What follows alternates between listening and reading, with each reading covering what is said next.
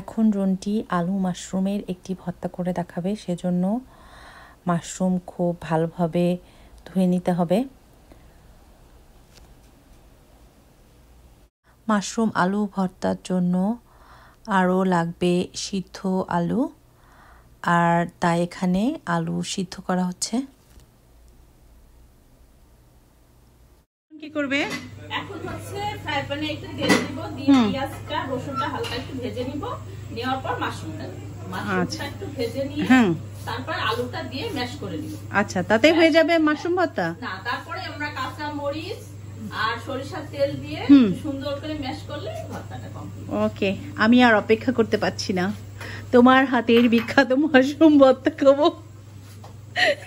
তেলটা একটু গরম করে নিয়ে এর মধ্যে রসুনটা, এর মধ্যে পেঁয়াজটা দিব, দিয়ে একটু নেড়ে একটু ভেজে নিব। আচ্ছা,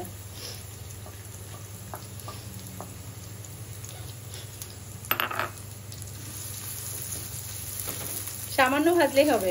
হ্যাঁ, হালকা একটু ভেজে নিতে হবে। কি সাথে রসুনও দিয়ে দিলি? হ্যাঁ। আচ্ছা, এর মধ্যে রসুনটা দিয়ে দিলাম, ভালোভাবে ভেজে নিতে হবে। ভালোভাবে ভেজে নিব। আচ্ছা, এর মধ্যে 3-4টা কাঁচা মরিচ কেটে দিলাম, একসাথে ভেজে নিব টেস্টটা আরেকটু বাড়িয়ে দেওয়ার জন্য। আচ্ছা আচ্ছা, ভর্তাটার এই পেঁয়াজ ভাজার ভিতরে একটু হালকা লবণ দিয়ে দিব, টেস্টটা আরেকটু বাড়িয়ে তোলার জন্য।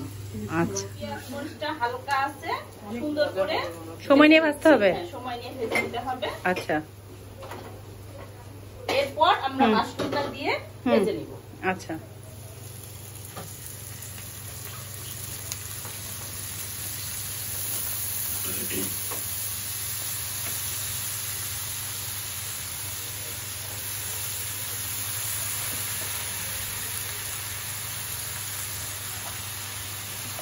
এরপরে একটু লবণ দিয়ে দিলাম এর সাথে।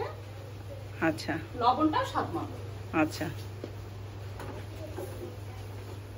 তারপর আবার সবকিছু খুব ভালোভাবে। আচ্ছা, তাড়াতাড়ি সিদ্ধ হওয়ার জন্য একটু ঢেকে দিলে ভালো হয়, ঢেকে না দিলেও হবে।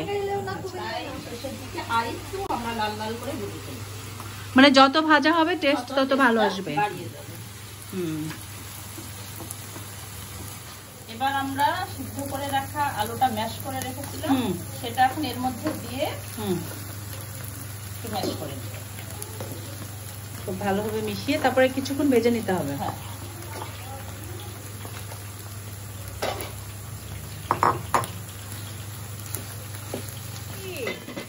তোর মাশরুম ভর্তা তো দেখতে সেই রকম সুন্দর হয়েছে, খেতেও সেই রকম সুন্দর হবে, তাই না? দর্শক, আপনারা হয়তো কখনোই মাশরুম ভর্তা খাননি। এই যে সহজ করে যে মাশরুম ভর্তার রেসিপি আমি আপনাদের সাথে শেয়ার করছি, আপনারা অবশ্যই অবশ্যই করে খাবেন। অনেক পুষ্টিগুণে ভরপুর। এবার খুব ভালোভাবে নেড়ে চেড়ে ভেজে নিতে হবে। ভেজে নেওয়া হচ্ছে, আরো কিছুক্ষণ ভাজতে হবে। একটু বেশি ভাজলে মনে হয় টেস্টটা বেশি ভালো হয়, তাই না রন্টি? ভাজলে মনে হয় আরো টেস্টটা ভালো আসে।